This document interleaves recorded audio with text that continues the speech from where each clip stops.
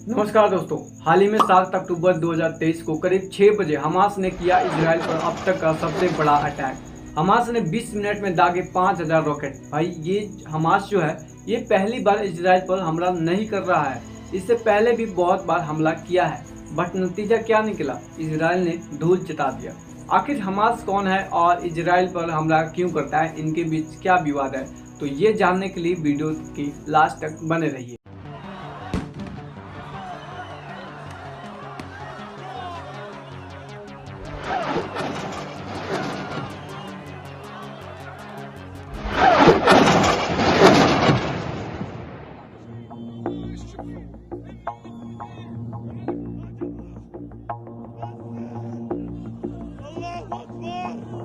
Israel एक यहूदी धर्म का देश है। इजराइल पर यह पहली बार अटैक नहीं हुआ है, इससे पहले भी बहुत बार अटैक हुआ है और इनके अटैक करने के पीछे एक ही वजह है, इजराइल से बदला लेना। और आप अभी सोच रहे होंगे कैसा बदला? तो दोस्तों ये कहानी बताने के लिए फ्लैशबैक में जाना पड़ेगा।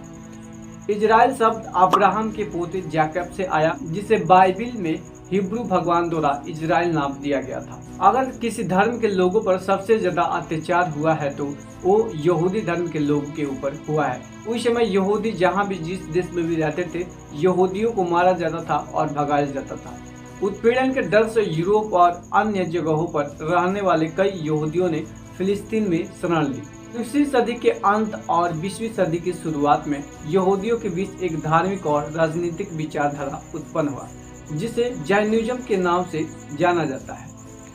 उत्पीड़न के डर से यूरोप और अन्य जगहों पर रहने वाले कई यहूदियों ने फिलिस्तीन में शरण ली। जैनिज्म फिलिस्तीन में एक यहूदी मातृभूमि को फिर से बसाना चाहते थे, लेकिन फिलिस्तीन में ही क्यों?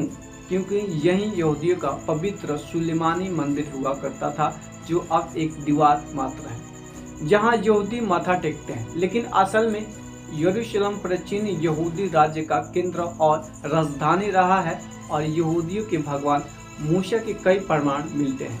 यही मूसा ने यहूदियों को धर्म की शिक्षा दी थी। बड़ी संख्या में यहूदी प्राचीन पवित्र भूमि पर आकर बसे और बस्तियां बसाई। 1882 और 1903 के बीच लगभग 35,000 यहूदियों फिलिस्तीन में आकर बस गए। 1904 और 1914 के बीच और 40,000 लोग इस क्षेत्र में बसे। सन 1517 से 1917 में फिलिस्तीन पर ऑटोमन साम्राज्य का कब्जा था। जैसे ही प्रथम विश्व युद्ध समाप्त हुआ, 1918 में ब्रिटिश ने फिलिस्तीन पर कब्जा कर लिया। उसके बाद यहूदियों को एक पत्र लिखा कि अगर आप हमारी मदद करेंगे तो आपको फिलिस्तीन में एक राज्य घोषित कर देंगे, जिसे बालफोर घोषणा के नाम से जानते हैं। अरबों देशों ने बालफोर घोषणा का जोरदार विरोध किया। उन्हें चिंता थी कि एक यहूदी मातृभूमि का मतलब अरब फिलिस्तीनियों की अधीनता होगी, जैसे कि भारत में भी ब्रिटिशों ने भारत और पाकिस्तान बना दिया। वैसे ही 14 मई 1948 में फिलिस्तीन को इजराइल और फिलिस्तीन दो भागों में विभाजित कर दिया, जिसमें से 48% फिलिस्तीन को और 44% इजराइल को और 8% हिस्सा यरूशलेम को, जहां तीनों धर्म का पवित्र स्थल है। इजराइल ने जैसे ही अपनी आज़ादी का ऐलान किया, इसके महज 24 घंटे के अंदर ही 5 अरब देशों मिस्र, जॉर्डन, इराक, सीरिया और लेबनान ने तुरंत इस क्षेत्र पर आक्रमण किया। करीब 1 साल तक चली इस लड़ाई में अरब देशों की सेनाओं की हार हुई। अंत में ब्रिटिश राज वाला ये पूरा हिस्सा 3 भागों में बंट गया, जिसे इजराइल, वेस्ट बैंक और गजा पट्टी का नाम दिया गया। हमास की स्थापना 1980 के दशक के अंत में वेस्ट बैंक और गजा पट्टी पर इजराइल के कब्जे के खिलाफ पहले फिलिस्तीनी विद्रोह की शुरुआत के बाद हुई थी।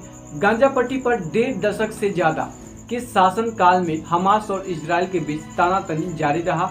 दोनों ओर से लगातार हमले होते रहे, जिसमें हजारों लोग की मौत हुई। अब हाल ही में 7 अक्टूबर को हमास ने इजराइल के खिलाफ ऑपरेशन अल अक्सा स्टॉर्म शुरू किया। हमास ने गाजा स्ट्रीम से इजराइल के ऊपर 5000 रॉकेट दागने का दावा किया है। इतना ही नहीं, हमास से जुड़े दर्जनों लड़ाके दक्षिण की तरफ से इजराइल की सीमा के अंदर घुस गए। वहीं इजराइल के प्रधानमंत्री बेंजामिन नेतन्याहू ने हमास के खिलाफ युद्ध का ऐलान कर दिया और इजराइल के प्रधानमंत्री ने बोला कि इस बार हमास और गजा पट्टी का नामो निशान मिटा देंगे और अभी भी जंग जारी है। तो कैसी लगी वीडियो? अगर इन्फॉर्मेटिव लगी हो तो हमारे चैनल को लाइक एंड सब्सक्राइब जरूर करें। धन्यवाद।